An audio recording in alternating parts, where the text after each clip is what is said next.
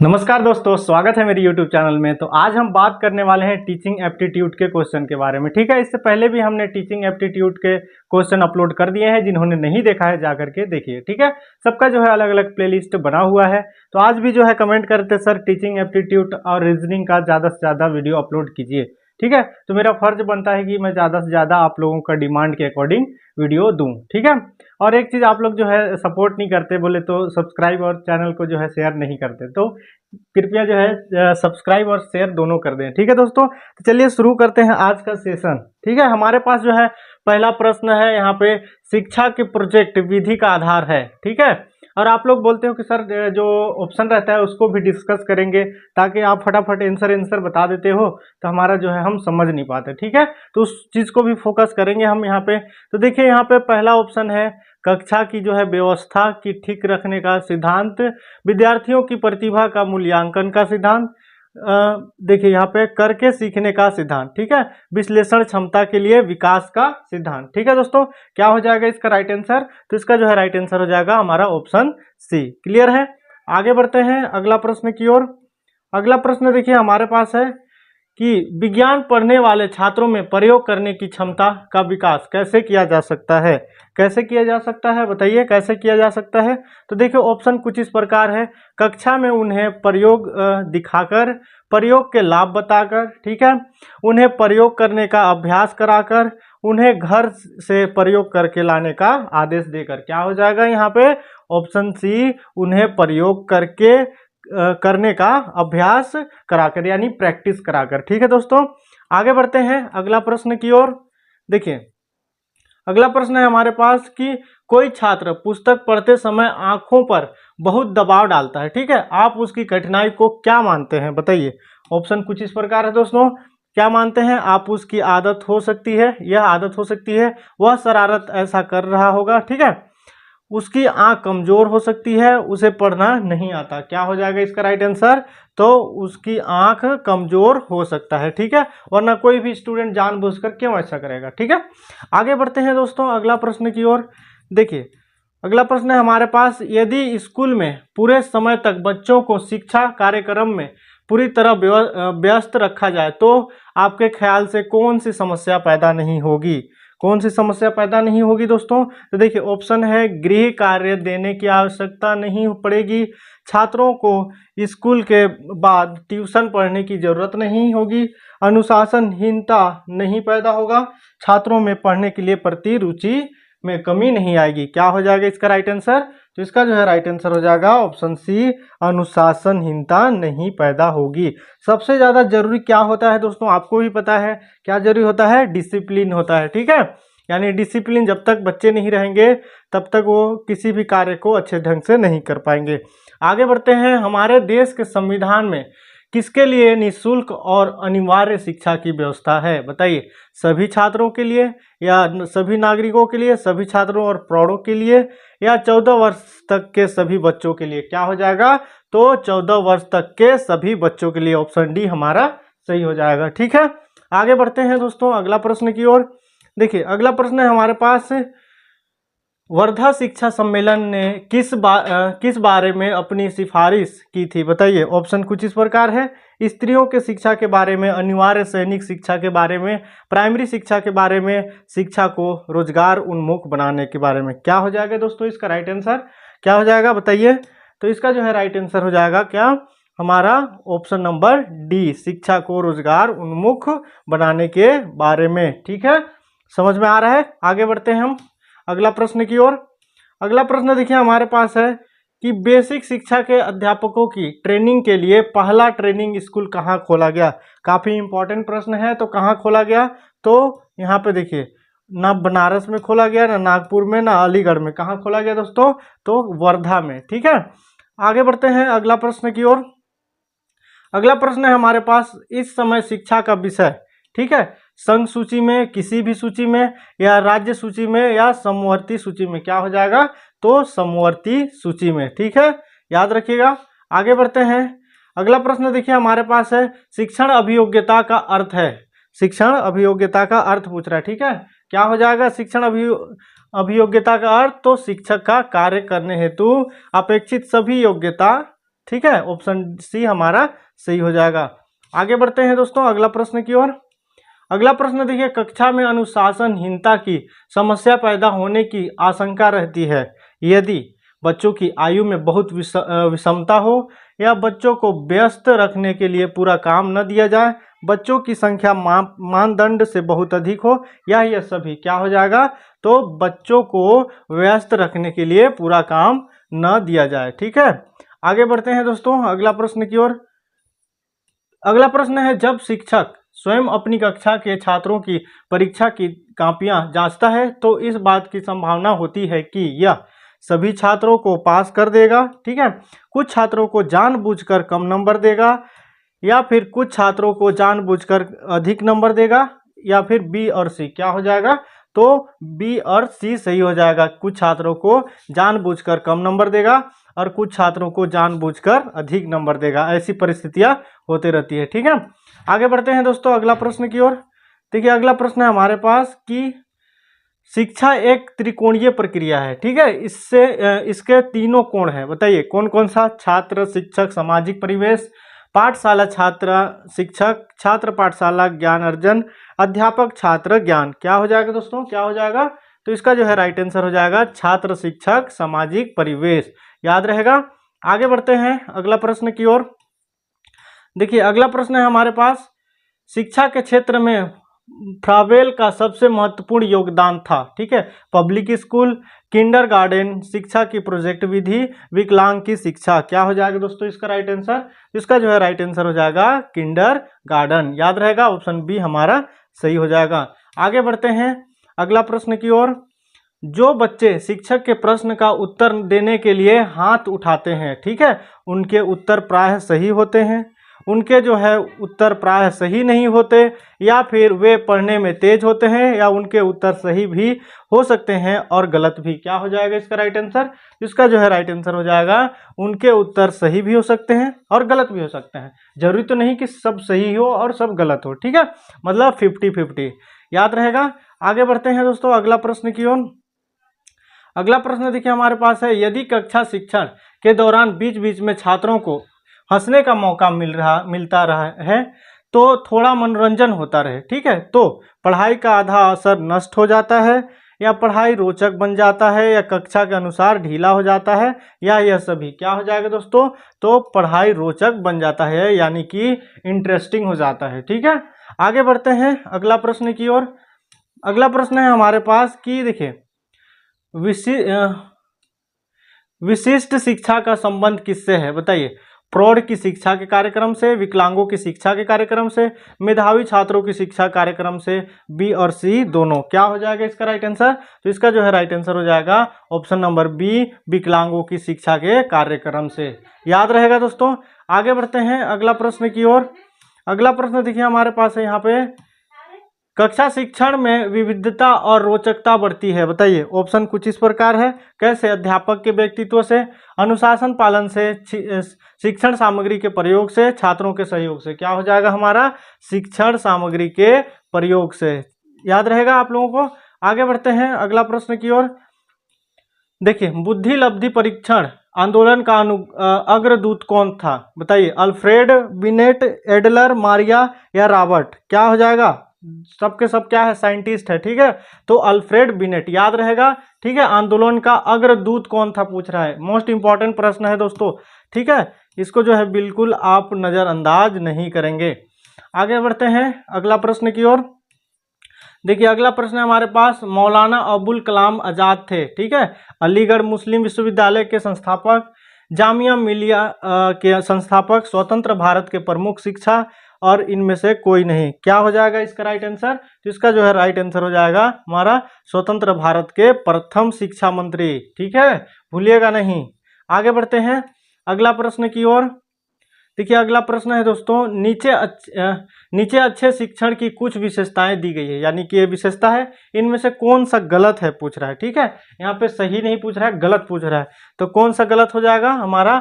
Option number पहला, अच्छा शिक्षण आदेशात्मक होता है। ठीक है, यही गलत है। ठीक है, आगे बढ़ते हैं अगला प्रश्न की ओर। देखिए अगला प्रश्न है हमारे पास, अभिप्रेरणा क्या है? उस अनुकूल परिस्थिति को कहते हैं जिसमें बच्चे सीखते हैं। बालकों को नई बातें सीखने को उकसाती है। अभिप्रेरणा और सीखने की इच्छा दोनों एक ही बात है, परीक्षण का परिणाम है। क्या हो जाएगा इसका राइट आंसर? तो हमारा बालकों को नई बातें सीखने का उकसाती है, ठीक है, यानी मोटिवेशन करता है कौन? टीचर।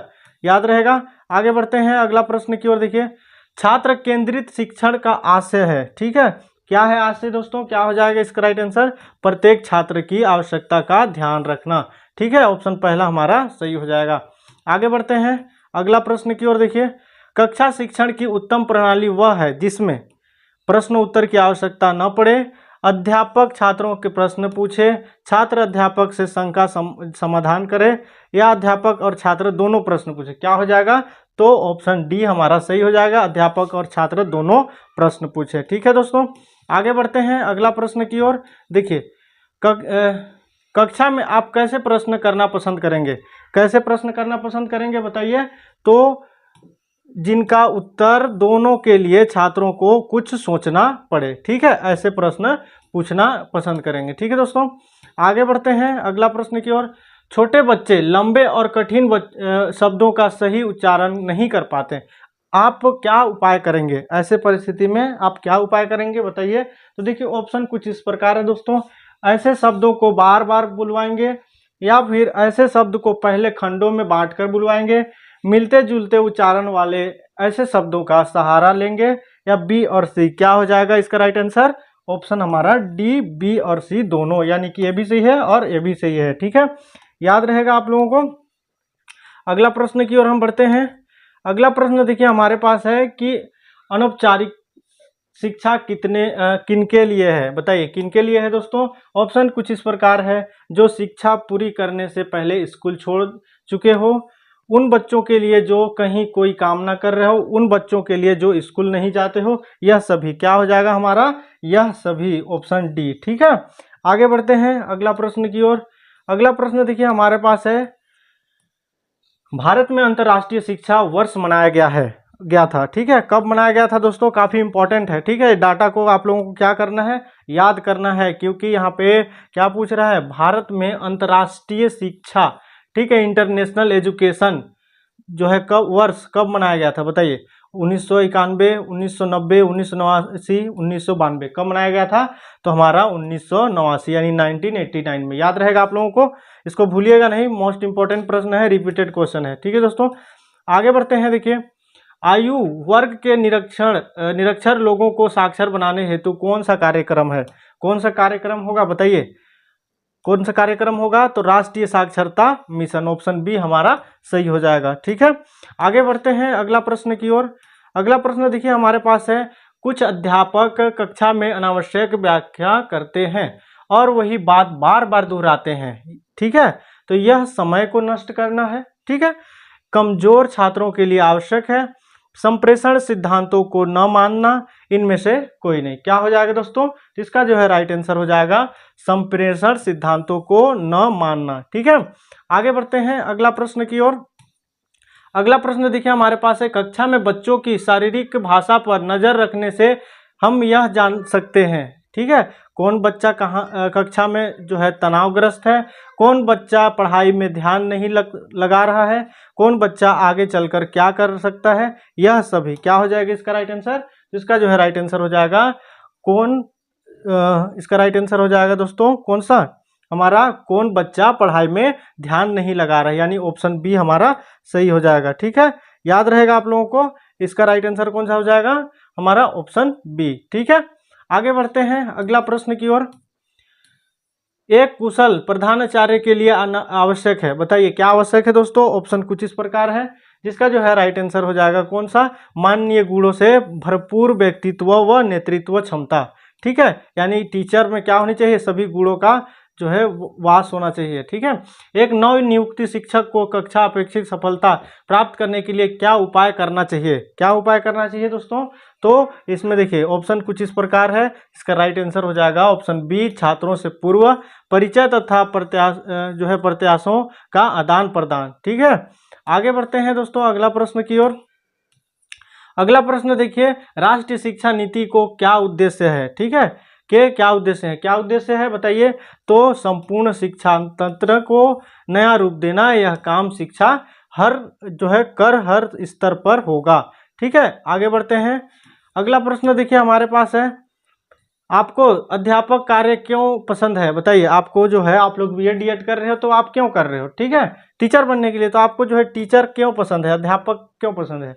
क्या हो जाएगा हमारा? आपको इसमें से रुचि है। ठीक है, यानी कि आपको यदि इंटरेस्ट है तब तो जाके आप इस पे फोकस कर रहे हो। ठीक है, आगे बढ़ते हैं दोस्तों अगला प्रश्न की ओर। अगला प्रश्न देखिए हमारे पास है, एक शिक्षक के रूप में आप अतिरिक्त उत्तरदायित्व लेना किस लिए स्वीकार करेंगे? किस लिए स्वीकार करेंगे बताइए? नए अनुभव के लिए, या प्रधान अध्यापक को खुश करने के लिए, या छात्रों में लोकप्रिय बनने के लिए, या प्रशासन को सहयोग देने के लिए? क्या हो जाएगा हमारा?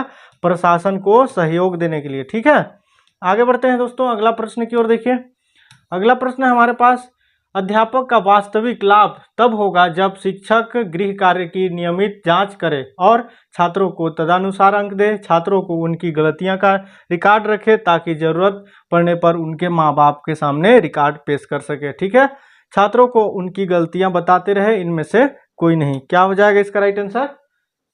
क्या हो जाएगा दोस्तों? तो ऑप्शन हमारा यहाँ पे छात्रों को उनकी गलतियां बताते रहे, ऑप्शन हमारा सी सही हो जाएगा। ठीक है, आगे बढ़ते हैं अगला प्रश्न की ओर। देखिए अध्यापक का वास्तविक कार्य क्या है? बताइए, वास्तविक कार्य क्या है दोस्तों? तो इसका जो है राइट आंसर हो जाएगा छात्रों की प्रतिभा का सर्वमुखी विकास करना। ठीक है, यानी कि सर्वांगीण विकास करना स्टूडेंट का। क्लियर है, आगे बढ़ते हैं अगला प्रश्न की ओर। देखिए अगला प्रश्न देखिए हमारे पास है, अपने छात्रों को समझने के लिए शिक्षक को किस बात का ज्ञान होना चाहिए? बताइए, किस बात का ज्ञान होना चाहिए? मोस्ट इंपॉर्टेंट प्रश्न है यहाँ पे, बाल मनोविज्ञान का, या बालक कैसे सीखता है, बालकों की अभिरुचि और प्रविष्टियां, यह सभी। क्या हो जाएगा हमारा? यह सभी। ठीक है, ऑप्शन डी हमारा सही हो जाएगा। आगे बढ़ते हैं अगला प्रश्न की ओर। देखिए यदि किसी शिक्षक को मनोविज्ञान का ज्ञान न हो तो वह छात्रों के विकास हेतु अनुकूल परिस्थितियां पैदा नहीं कर पाएगा, छात्रों के मन की बात जान नहीं सकेगा, या फिर पाठ्य विषय को मनोविज्ञान के साथ जोड़ नहीं पाएगा, छात्रों की प्रतिभा मूल्यांकन नहीं कर पाएगा। क्या हो जाएगा इसका राइट आंसर? ऑप्शन नंबर पहला। ठीक है, आगे बढ़ते हैं अगला प्रश्न की ओर। अगला प्रश्न देखिए, शिक्षक अक्सर छात्रों का टेस्ट लिया करते हैं, इससे उन्हें छात्रों द्वारा की जा रही प्रगति का अनुमान होता है, या छात्रों लगातार काम में लगे रहते हैं, आगे से पढ़ाई की योजना बनाने में मदद मिलती है, या यह सभी। क्या हो जाएगा इसका राइट आंसर? तो हो जाएगा हमारा ऑप्शन डी, यह सभी। ठीक है दोस्तों, अगला प्रश्न की ओर देखते हैं। प्रधान अध्यापक अपना कार्य बेहतर ढंग से कर सकेंगे यदि। क्या हो जाएगा इसका राइट आंसर? बताइए, क्या हो जाएगा हमारा? तो इसका जो है राइट आंसर हो जाएगा, वह अध्यापकों के सहयोग व उनकी सहमति से निर्णय करेगा। ठीक है, आगे बढ़ते हैं अगला प्रश्न की ओर।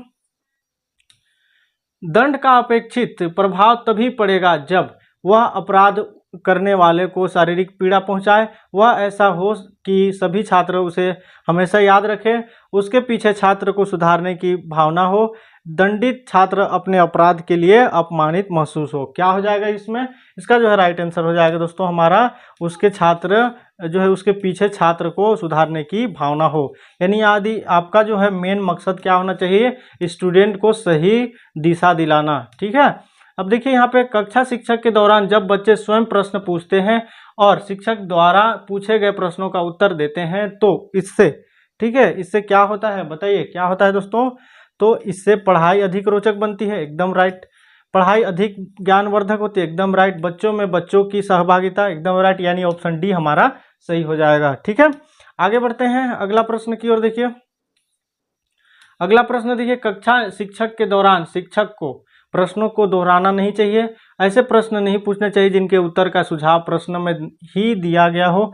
ठीक है, उत्तरों को दोहराना नहीं चाहिए, और ए और बी दोनों। क्या हो जाएगा दोस्तों इसका राइट आंसर? तो इसका जो है राइट आंसर हो जाएगा ऑप्शन नंबर डी, ए और बी दोनों। ठीक है, आगे बढ़ते हैं अगला प्रश्न की ओर। देखिए अगला प्रश्न है हमारे पास, कक्षा में बच्चों को स्वाधीन अध्ययन जो है प्रोजेक्ट देना एक उदाहरण है, खोज विधि का, प्रेरणा या स्वाध्याय या प्रोजेक्ट विधि। क्या हो जाएगा दोस्तों इसका राइट आंसर? तो इसका जो है राइट आंसर हो जाएगा खोज विधि का। क्लियर है, आगे बढ़ते हैं अगला प्रश्न की ओर। देखिए एक सेकेंड, हाँ, छात्रों को गृह कार्य दिया जाए वह बताइए क्या क्यों दिया जाए। पढ़ाए गए पाठ पर आधारित होना चाहिए, ठीक है, या पहले पढ़े गए पाठ पर आधारित ज्ञान का बढ़ाने के लिए, या पूर्व ज्ञान पर आधारित, या यह सभी। क्या हो जाएगा हमारा, पढ़ाए गए पाठ पर आधारित होना चाहिए, यानी जो चीज़ आप पढ़ा रहे हो उसी से रिलेटेड होमवर्क होना चाहिए, ठीक है। आगे बढ़ते हैं दोस्तों अगला प्रश्न की ओर। अगला प्रश्न देखिए हमारे पास है कि समझदार छात्र है, कौन है समझदार छात्र बताइए। समझदार छात्र कौन है, अपने आप को परिस्थितियों के अनुकूल ढाल लेता है, वही समझदार स्टूडेंट है, यानी ऑप्शन बी हमारा सही हो जाएगा। क्लियर है। आगे बढ़ते हैं अगला प्रश्न की ओर। देखिए शिक्षण की सबसे कमजोर विधि कौन सी है बताइए। सबसे कमजोर विधि पूछ रहा है, तो सबसे कमजोर विधि है पाठ्य पुस्तक विधि, ठीक है। इसका जो है राइट आंसर हो जाएगा ऑप्शन नंबर डी। क्लियर है दोस्तों। आगे बढ़ते हैं अगला प्रश्न की ओर। देखिए अगला प्रश्न है किसके व्यवहार का छात्रों पर अधिक प्रभाव पड़ता है बताइए। प्रधानाध्यापक के या यहाँ पे ट्यूशन के अध्यापक के या राजनेता का, ठीक है। यहाँ पे ट्विटर लिखा गया है, तो इसका क्या राइट आंसर हो जाएगा, अध्यापक के, ठीक है दोस्तों। आगे बढ़ते हैं अगला प्रश्न की ओर। अगला प्रश्न है हमारे पास किस विधि से छात्र सबसे अधिक और अच्छी तरह सीखते हैं बताइए। किस विधि से सीखते हैं, तो इसका जो है राइट आंसर हो जाएगा हमारा स्वयं करके, यानी सेल्फ जो है सेल्फ प्रैक्टिस से सीखते हैं, ठीक है। तो इस प्रकार हमने जो है टीचिंग एप्टीट्यूड के 50 क्वेश्चन देखे, ठीक है। और मिलते हैं इसी तरह के नेक्स्ट नॉलेजेबल वीडियो के साथ दोस्तों। इसी टॉपिक के साथ नेक्स्ट जो है अपना अगले स्टेप को कंप्लीट करेंगे टीचिंग एप्टीट्यूड का। तो अभी के लिए जय हिंद।